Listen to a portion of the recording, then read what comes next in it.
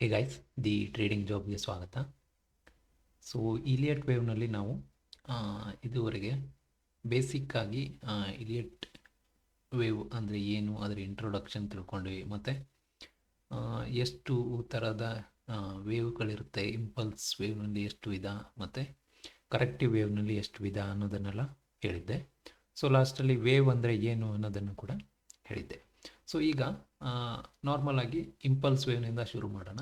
So impulse wave ಯಾವ ಥರ ಇರುತ್ತೆ ಅನ್ನೋದನ್ನು ನೋಡೋಣ. ಅದಕ್ಕೆ ಯಾವ್ಯಾವುದು ರೂಲ್ಸ್ಗಳಿದೆ ಅದನ್ನೆಲ್ಲ ನೆಕ್ಸ್ಟ್ ವೀಡಿಯೋದಲ್ಲಿ ನೋಡೋಣ. ಬಟ್ ಇಂಪಲ್ಸ್ ವೇವ್ ಯಾವ ಥರ ಕಾಣಿಸುತ್ತೆ, ಯಾವ ಥರ ಇರುತ್ತೆ, ಅದರಲ್ಲಿ ಎಷ್ಟು ವೇವ್ ಇರುತ್ತೆ ಅನ್ನೋದನ್ನು ಫಸ್ಟ್ ನೋಡೋಣ. ಸೊ ಬೇಸಿಕ್ಕಾಗಿ ನಿಮಗೆ ನಾನು ಮೊದಲೇ ಹೇಳಿದ ಹಾಗೆ ಇಂಪಲ್ಸ್ ವೇವ್ನಲ್ಲಿ 3 ಥರ ಇರುತ್ತೆ. ಫಸ್ಟ್ ಒಂದು ರೆಗ್ಯುಲರ್ ಇಂಪಲ್ಸ್ ಅಂತ, ಇನ್ನೊಂದು ಲೀಡಿಂಗ್ ಡಯಾಗ್ನಲ್ ಅಂತ, ಇನ್ನೊಂದು ಎಂಡಿಂಗ್ ಡಯಾಗ್ನಲ್ ಅಂತ. ಸೊ ಇದು 3 ಯಾವ ಥರ ಅನ್ನೋದನ್ನು ನೋಡೋಣ. ಫಸ್ಟು ನಾರ್ಮಲ್ ರೆಗ್ಯುಲರ್ ಆಗಿ ಒಂದು ಇಂಪಲ್ಸ್ ವೇವ್ ಅಂದರೆ ಯಾವ ಥರ ಇರುತ್ತೆ ಅನ್ನೋದನ್ನು ನೋಡೋಣ. ಸೊ ಯಾವುದೇ ಒಂದು ಇಂಪಲ್ಸ್ ವೇವ್ ರೆಗ್ಯುಲರ್ ಆಗಿ ನಾರ್ಮಲ್ ಆಗಿ ಶುರು ಆಗಬೇಕಾದ್ರೆ ಝೀರೋ, ಈಗ ಅದು ಶುರುವಾಗಿರೋ ಪಾಯಿಂಟನ್ನು ಝೀರೋ ಅಂತ ಹೇಳ್ತೀವಿ. ಓಕೆ, ಸೊ ಈ ಥರ ಒಂದು ನಾನು ಜಸ್ಟ್ ಅಪ್ ಟ್ರೆಂಡಲ್ಲಿ ತೋರಿಸ್ತಾ ಇದ್ದೀನಿ. ಸೊ ಇದೇ ಸೇಮ್ ಡೌನ್ ಟ್ರೆಂಡಲ್ಲಿ ಕೂಡ ಇದರದ್ದು ರಿವರ್ಸ್ ಆಗಿರುತ್ತೆ, ಅಂದರೆ ಉಲ್ಟಾ ಆಗಿರುತ್ತೆ. ಸೊ ಇದೇ ಈಗ ಮೇಲ್ಗಡೆ ಹೋಗುತ್ತೋ ಅದು ಕೆಳಗಡೆ ಬರುತ್ತೆ. ಸೊ ಅದನ್ನು ಕೂಡ ನಿಮಗೆ ಲಾಸ್ಟಲ್ಲಿ ಹೇಳಿದ್ದೀನಿ, ಯಾವ ಥರ ಡೌನ್ ಟ್ರೆಂಡಲ್ಲಿ ಮತ್ತು ಅಪ್ ಟ್ರೆಂಡಲ್ಲಿ ವೇವನ್ನು ನೋಡೋದು ಅಂತ. ಸೊ ಈಗ 0ದಿಂದ 1 ಈ ಥರ ಬಂದರೆ ಇದು ಒಂದು ವೇವ್ ಆಯಿತು. ಆಮೇಲೆ ನೆಕ್ಸ್ಟು ಇದು ಕರೆಕ್ಟಿವ್ ವೇವ್ ಬರುತ್ತೆ ಇದ್ರದ್ದು.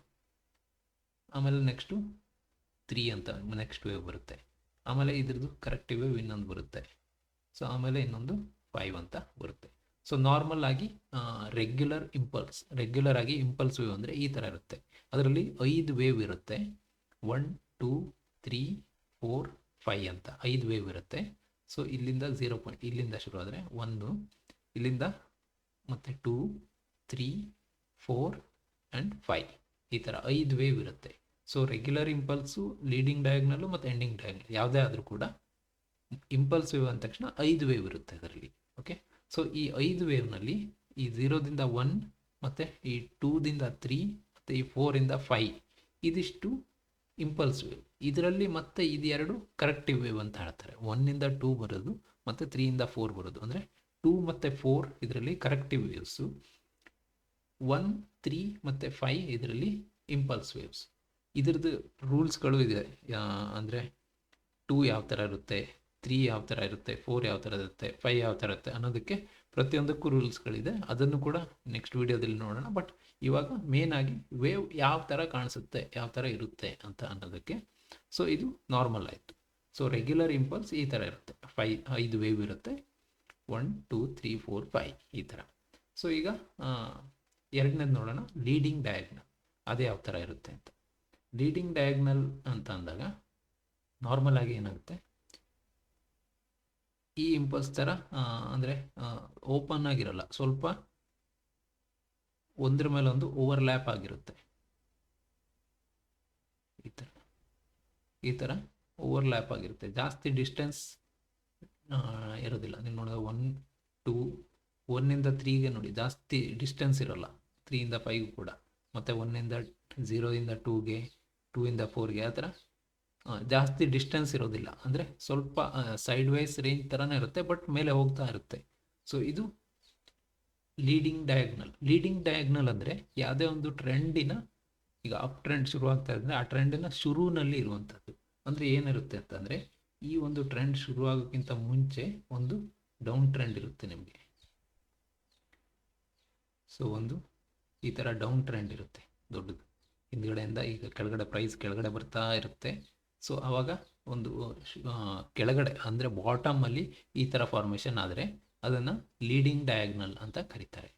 ಸೊ ಇದರಲ್ಲಿ ಸೇಮ್ ಅದೇ ಥರ 0 1 2 3 4 5 5 ವೇವ್ ಇರುತ್ತೆ. ಬಟ್ ಇದು ಏನಾಗುತ್ತೆ ಅಂದರೆ ಬಾಟಮಲ್ಲಿ ಆಲ್ಮೋಸ್ಟ್ ಬಾಟಮ್, ಅಂದರೆ ಯಾವುದೋ ಒಂದು ಸ್ಟಾಕ್ ಈಗ ಬಾಟಮ್ ಆಯಿತು ಅಂತ ಹೇಳ್ತಾರಲ್ವ, ಅಥವಾ ಮಾರ್ಕೆಟ್ ಇರ್ಬೋದು, ಬಾಟಮ್ ಆಯಿತು, ಇಲ್ಲಿಂದ ಅಪ್ ಟ್ರೆಂಡ್ ಶುರು ಆಗುತ್ತೆ ಅಥವಾ ಇಲ್ಲಿಂದ ಡೌನ್ ಟ್ರೆಂಡ್ ಶುರು ಆಗುತ್ತೆ ಅಂತ. ಸೊ ಆ ಒಂದು ಟ್ರೆಂಡಿನ ಶುರುವಿನಲ್ಲಿ ಫಸ್ಟ್ ಸ್ಟಾರ್ಟಿಂಗ್ ಫೇಸಲ್ಲಿ ಈ ಥರದ ಫಾರ್ಮೇಷನ್ ಆಗುತ್ತೆ. ಸೊ ಇದನ್ನು ಲೀಡಿಂಗ್ ಡಯಾಗ್ನಲ್ ಅಂತ ಕರೀತಾರೆ.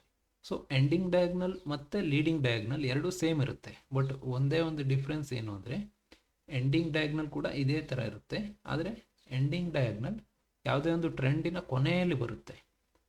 ಉದಾಹರಣೆಗೆ ಈ ಥರ ಯಾವುದೋ ಒಂದು ಟ್ರೆಂಡ್ ಹೋಗ್ತಾ ಇತ್ತು, ಮೇಲ್ಗಡೆ ಹೋಗ್ತಾ ಇತ್ತು, ಲಾಸ್ಟಲ್ಲಿ ಇನ್ನೇನು ಆ ಟ್ರೆಂಡ್ ರಿವರ್ಸ್ ಆಗಬೇಕು ಅನ್ನೋವಂಥ ಟೈಮಲ್ಲಿ ಇದೇ ಥರ ಸೇಮ್ ಲೀಡಿಂಗ್ ಡಯಾಗ್ನಲ್ ಯಾವ ಥರ ಇದೆಯೋ ಅದೇ ಥರ ಫಾರ್ಮೇಷನ್, ಬಟ್ ಇದು ಟ್ರೆಂಡಿನ ಕೊನೆಯಲ್ಲಿ ಬರುವಂಥದ್ದು.